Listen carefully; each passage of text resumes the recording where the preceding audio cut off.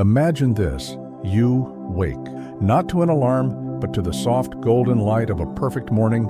Sunlight spills across pristine sheets. The air carries the scent of blooming jasmine, and a profound, resonant quiet fills the space. Your body feels rested, truly rested, for the first time in memory. There is no nagging anxiety in your chest, no to-do list screaming in your mind. Yesterday, you received news that erased a decade of financial worry. Last week, a persistent health fear dissolved into a clean bill of well-being. Your relationships feel deep, authentic, unburdened. You stretch, a smile forming effortlessly, genuinely. You are, by any modern definition, happy, blissfully, unequivocally, constantly happy.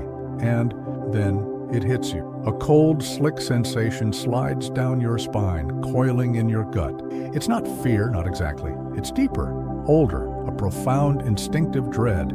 It whispers, "This cannot last. This should not last. Something terrible is coming."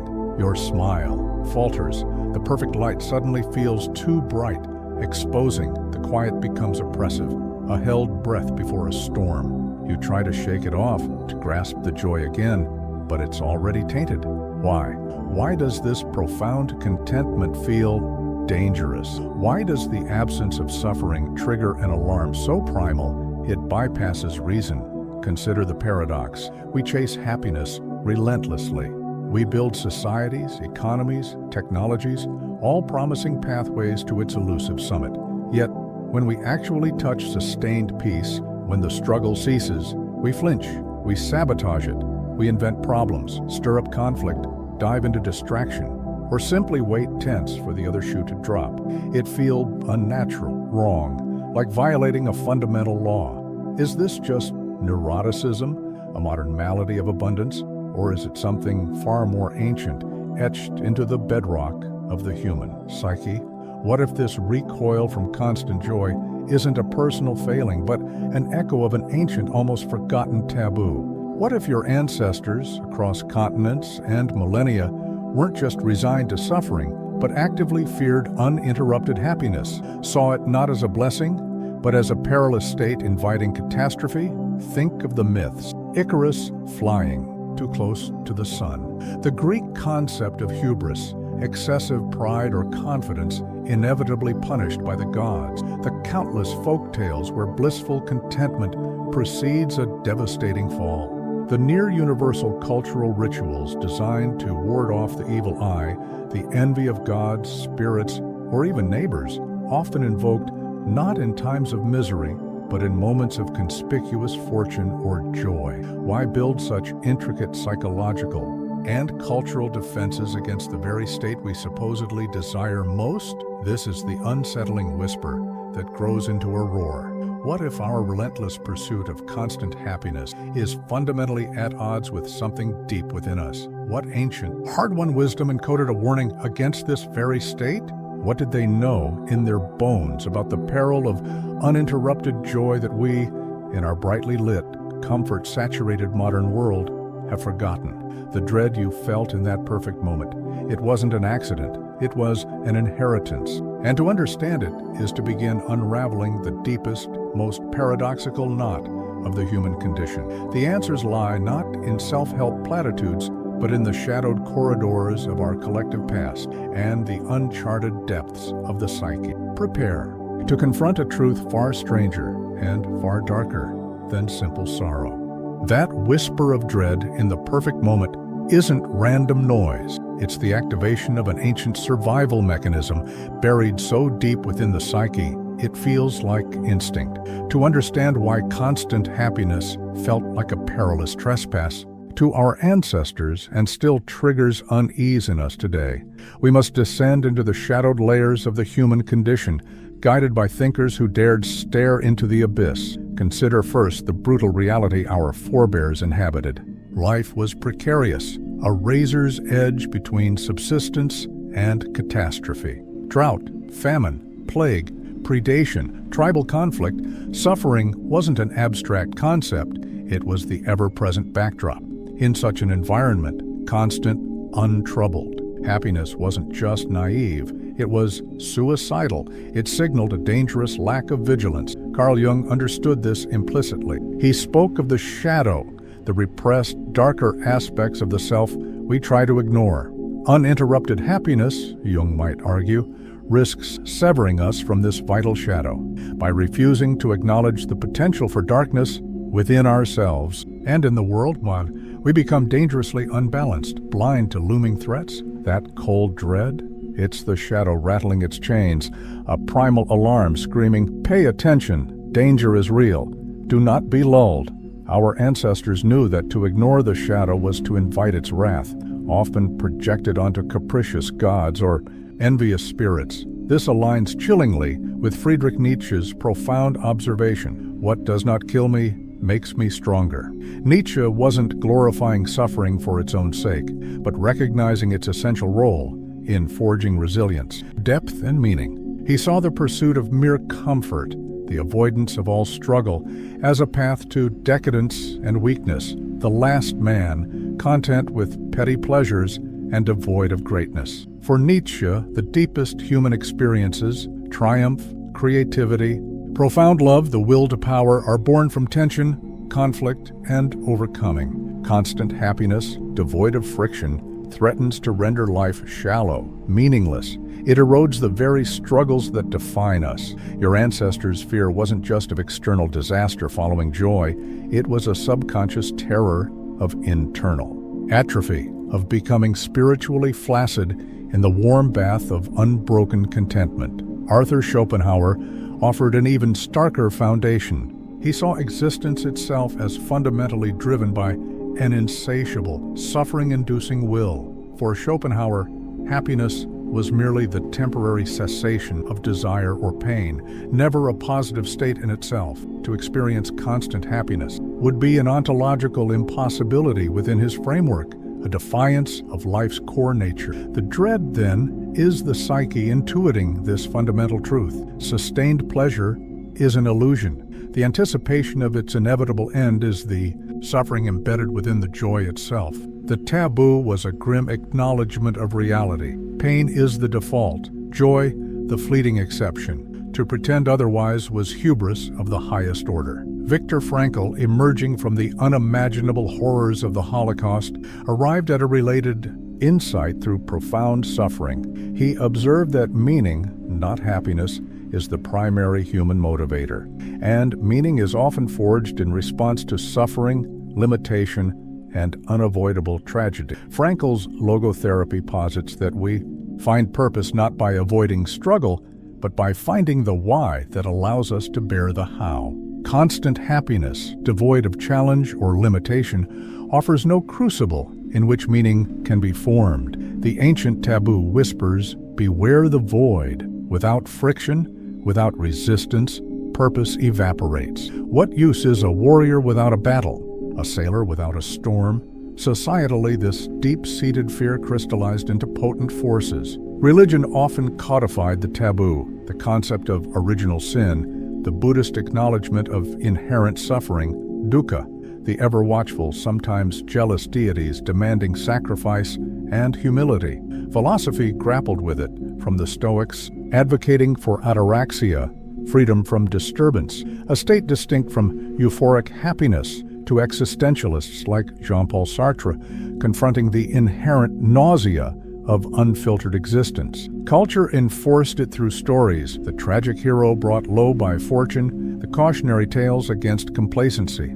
Aldous Huxley, in Brave New World, presented a dystopia built precisely on the elimination of suffering through soma-induced, constant, shallow happiness, a world devoid of art, passion, love, or meaning, revealing the terrifying hollowness beneath the placid surface. The taboo wasn't mere superstition. It was a collective immune system against existential and societal collapse. The hidden problem then is this: our nervous systems and cultural DNA are wired by eons of brutal necessity to interpret prolonged safety and comfort as a threat. Happiness, in its pure, uninterrupted form, triggers alarms honed by millennia of survival in a world where a catastrophe was always imminent.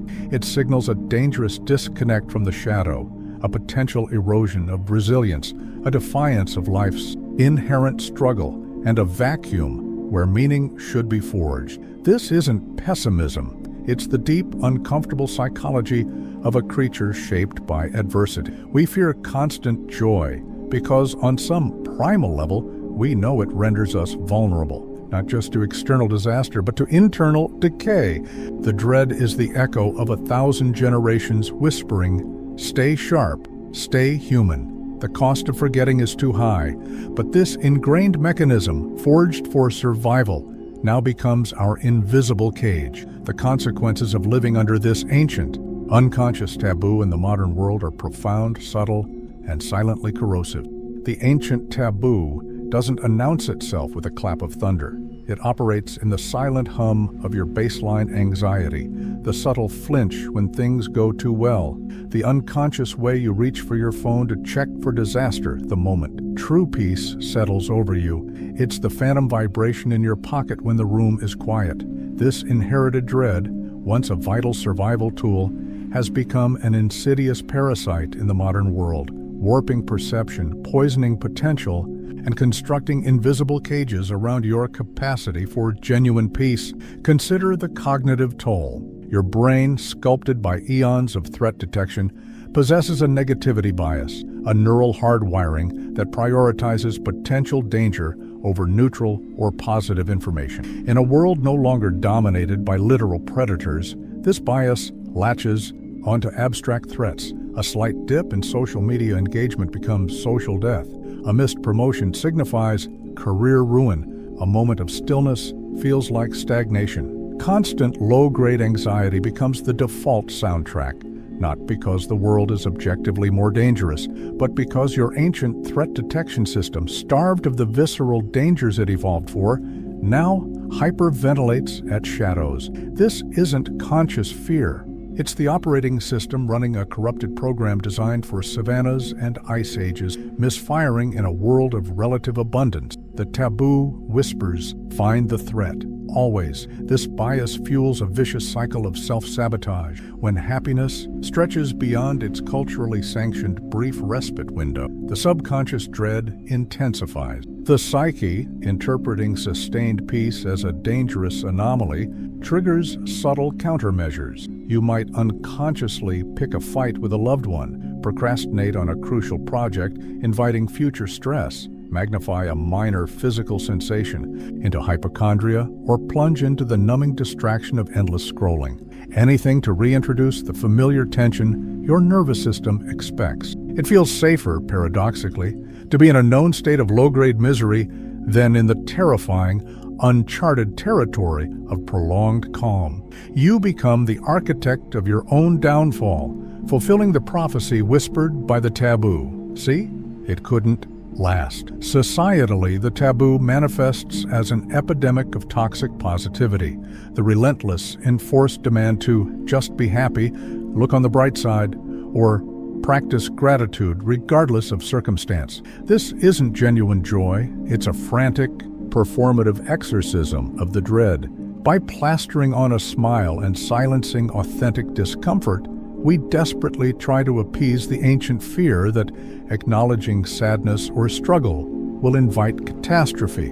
We suppress the shadow young warned about, not realizing that buried pain doesn't vanish. It festers, erupting later as chronic anxiety, unexplained rage, or profound existential numbness. The pressure to be constantly on, perpetually optimistic, is a societal coping mechanism born of the same deep-seated fear that haunted our ancestors. It's the modern equivalent of painting protective symbols on the door, a futile attempt to ward off the perceived danger of authentic, fluctuating human emotion. The result? A culture drowning in smiling depression, where genuine connection is stifled beneath layers of performative cheer. Furthermore, the taboo fuels our addiction to crisis and stimulation. In the absence of genuine life-threatening tigers, we manufacture them. We gorge on 24/7 news cycles saturated with catastrophe, seek out drama in relationships, chase adrenaline rushes, or immerse ourselves in virtual worlds of conflict. Why? Because the unnerving void of sustained peace, activates the dread. Pascal observed centuries ago that all human misery stems from our inability to sit quietly in a room alone. Heidegger called it the flight into idle talk and curiosity, the frantic diversion from the unsettling truth of our being. We crave the dopamine hits of novelty and resolution precisely because they mimic the relief felt when an actual threat passes. We are hooked on the biochemical roller coaster of tension and release, mistaking the temporary cessation of manufactured stress for happiness itself. The ancient alarm bell rings constantly, and we frantically throw noise at it to drown out its unnerving peal. The most corrosive consequence, however, is the erosion of depth and authentic meaning. When we subconsciously fear prolonged peace, we avoid the fertile ground it offers. True creativity, profound introspection, deep spiritual connection, and the forging of resilient meaning, Viktor Frankl's core purpose, often require periods of quiet, unpressured being. They emerge from the soil of contemplation, not the barren rock of constant distraction or low-grade anxiety. The taboo keeps us skimming the surface, mistaking the frantic churn of activity and sensation for a life lived. We become like sailors, perpetually bailing water from an imaginary leak, too terrified of calm seas to ever truly set sail towards a meaningful horizon. The gnawing suspicion that you're perpetually missing something, that this can't possibly be all there is, isn't just existential angst. It's the soul starving in the gilded cage of unacknowledged dread. The ultimate paradox? Our desperate flight from the fear of joy prevents us from ever experiencing the profound, grounded fulfillment that transcends fleeting happiness, the very state the ancient taboo mistakenly warned against. The cost is immense, a life lived in the shadow of an inherited fear, mistaking tension for aliveness, distraction for engagement, and performative smiles for peace. The cage is real, but its bars are forged from millennia-old whispers. The rebellion begins not with seeking more joy, but with daring to question. The very foundation of this deep, ancient fear. How do you dismantle an instinct? How do you silence a warning bell that rang for 100,000 years? The path isn't towards bliss, but through the terrifying, liberating eye of the storm. The cage feels absolute. Its bars, forged from ancestral dread, reinforced by cognitive bias and polished by societal expectation, seem unbreakable. To desire constant happiness is to trigger the ancient alarm. To achieve it fleetingly is to invite sabotage. To live under its shadow is to endure a low-grade psychic war. Escape seems impossible, but what if the key wasn't more happiness, but a radical redefinition of the struggle itself? What if the rebellion begins not by silencing the alarm, but by understanding its true message and choosing your own battles? Forget the pursuit of bliss. The true revolution lies in conscious suffering. This is not masochism. It's the deliberate, courageous act of choosing what you suffer for. Viktor Frankl glimpsed it in the camps. Even in the most abject horror, a sliver of freedom remained. The freedom to choose one's attitude toward unavoidable suffering. This is the core of the rebellion. Your ancestors feared constant joy because it signified passivity, a dangerous relinquishing of vigilance and purpose. The modern escape lies in embracing struggle actively, meaningfully, transforming the ancient survival mechanism from a tyrant into an ally. The first act of defiance is shadow integration, as Carl Jung implored.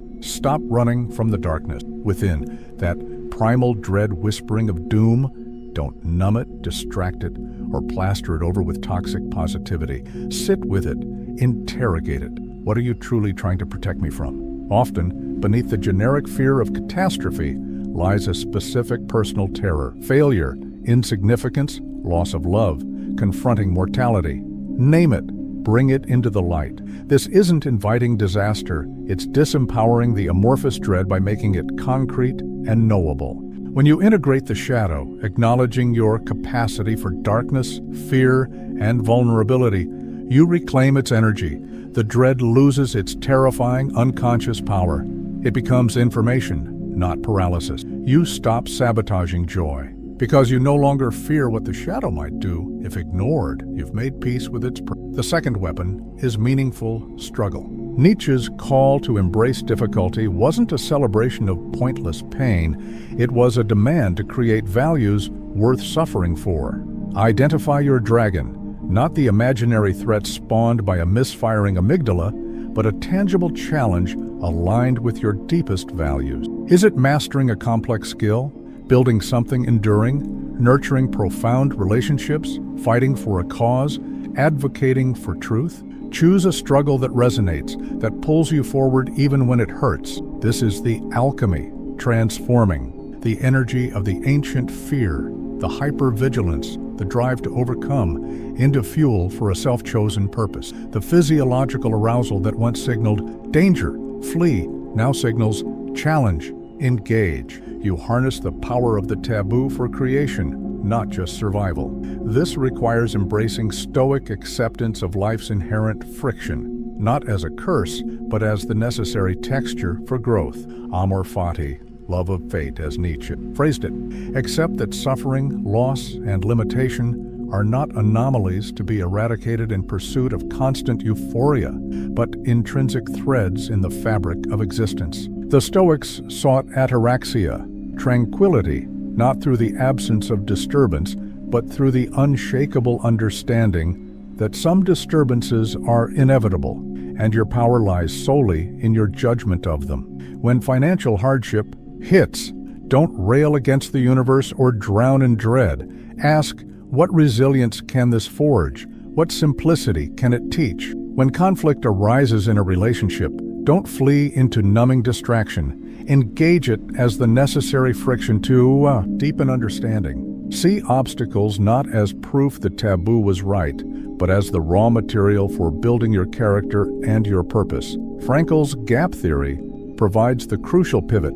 Between stimulus and response, there is a space. In that space is our power to choose our response. In our response lies our growth and our freedom. The ancient dread is the stimulus, a lightning-fast, unconscious reaction honed over millennia. The rebellion happens in that suddenly illuminated gap. When the cold dread coils in your gut during a moment of peace, pause. Recognize it for what it is, an echo, not a prophecy. Then choose. Choose to stay present in the peace without flinching. Choose to investigate the dread source without obeying its command to sabotage. Choose to redirect its energy towards your meaningful struggle. This conscious insertion of choice into the automated chain of fear is the essence of liberation. History offers rebels, the Stoics facing exile and death with equanimity, not because they felt no pain, but because they chose their attitude toward it. Frankl finding meaning amidst Auschwitz, artists channeling personal torment into transcendent beauty, activists enduring persecution for a future vision. They didn't escape suffering, they transmuted it. They understood the ancient taboos, warning that passivity and complacency are death, but rejected its solution of perpetual unconscious dread. Instead, they chose their suffering consciously, making it the anvil upon which they forged meaning and impact. The rebellion isn't about achieving permanent euphoria. It's about dismantling the cage of inherited fear by wielding the very tools. The taboo provided vigilance, resilience, the drive to overcome. It's trading the terror of calm seas for the exhilaration of navigating towards a self-chosen horizon, storms and all. You stop fearing joy because you understand it's not the end of struggle, but potentially it's fertile ground. The dread fades not because danger vanishes, but because you stand ready, not as a victim of ancient whispers, but as a conscious architect of your own necessary, meaningful friction. You become the alchemist of your own existence, but this conscious suffering, this chosen struggle, it points towards something even more profound, a final realization that redefines not just how you face pain, but the very nature of reality itself. The rebellion is fierce, noble, choosing your suffering, integrating your shadow, wielding the ancient dread as fuel for meaning. It feels like liberation, and it is. But it is still a war, a necessary, vital war perhaps, but a war nonetheless. Consciousness battling instinct, the chosen self wrestling the inherited ghost. What if there's a territory beyond even this noble struggle? A vista where the ancient taboo doesn't just lose its power, but reveals itself as a profound, tragic misinterpretation? Imagine the deepest silence you've ever known, not the absence of sound, but the absence of resistance, not the manufactured peace of distraction, but the profound stillness of complete inner surrender. In this space, the final shattering realization dawns. The dread you felt in the perfect moment wasn't a warning against happiness. It was the terrified scream of the ego confronting its own dissolution. Your ancestors, in their brutal, beautiful wisdom, sensed a fundamental truth. Uninterrupted egocentric happiness is perilous, but not because it invites external disaster, because it threatens the very construct of the separate, striving, fear-driven I that evolution and harsh necessity forged. That moment of pure, unadulterated joy, it contained no you separate from the experience, no past to regret, no future to dread, no self-image to defend or project. It was pure, undifferentiated being. And to the ego, that intricate mental construct built on memory, anticipation, comparison, and control, this state feels like death, annihilation, the ultimate threat. This is the core terror the taboo encoded, not that the gods would strike you down for joy, but that joy itself, in its purest form, dissolves the illusion of the separate self. The cold dread coiling in your gut was the ego's last, desperate stand. Define this, control this, claim this as mine, or else I cease to be. Our ancestors, lacking the conceptual framework, projected this inner terror outward onto jealous spirits, capricious deities, the inevitable wheel of fortune. They felt the dissolution and mistook it for impending doom. The taboo wasn't protecting them from cosmic punishment. It was protecting the fragile, necessary fiction of the separate self from the overwhelming truth of interconnected being. Viktor Frankl touched the edge of this when he spoke of self-transcendence, meaning found only when we look beyond our. The mystics, from Eckhart to Rumi to the Zen masters, plunged into its depths, describing the death of the self as the birth of true awareness, the end of separation. Nietzsche's amor fati becomes more than loving fate. It becomes the ecstatic dissolution of the resistor of fate. Jung's integrated shadow finally merges not just with the personal unconscious, but with the vast, impersonal ground of being.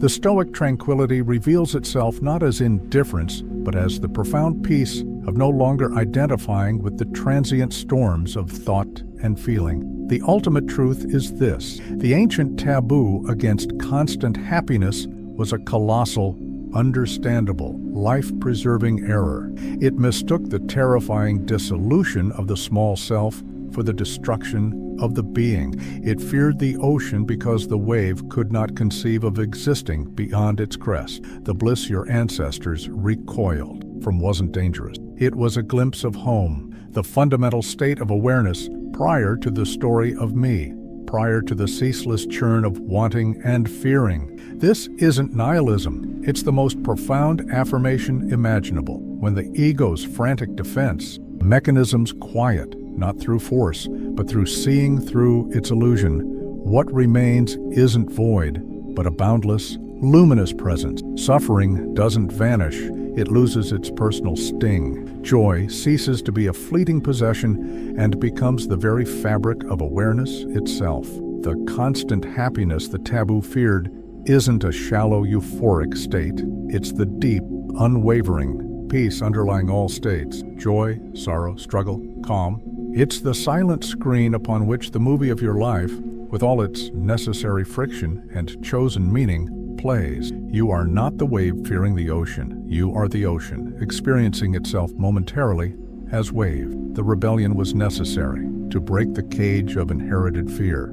But the ultimate freedom lies in realizing there was never truly a cage, only a mistaken identity, fiercely defended. The dread fades completely, not when you conquer it, but when you recognize it as the ghost of a misunderstanding 100,000 years in the making. The perfect morning's unease wasn't a warning. It was an invitation, a crack in the rock. Ego's armor, offering a glimpse of the infinite sky you truly are. So stand in your next moment of unblemished peace. Feel the old dread stir. But this time, don't flinch, don't grasp, don't claim it. Instead, soften, let go. Ask, who is it that fears this? And in the space where the answer fails to arise, notice what remains. Not a fragile happiness to be guarded, but an immutable stillness. Not a self threatened by dissolution, but the vast, silent awareness in which the entire drama, the ancestors' fear, the struggle, the joy, the sorrow,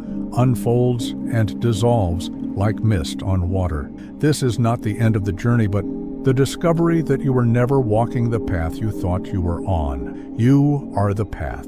You are the destination. And the ancient fear of joy was simply the sound of the wave forgetting for a heartbreakingly long moment that it was the sea. The dawn light isn't too bright now, it's just light, and it is everything.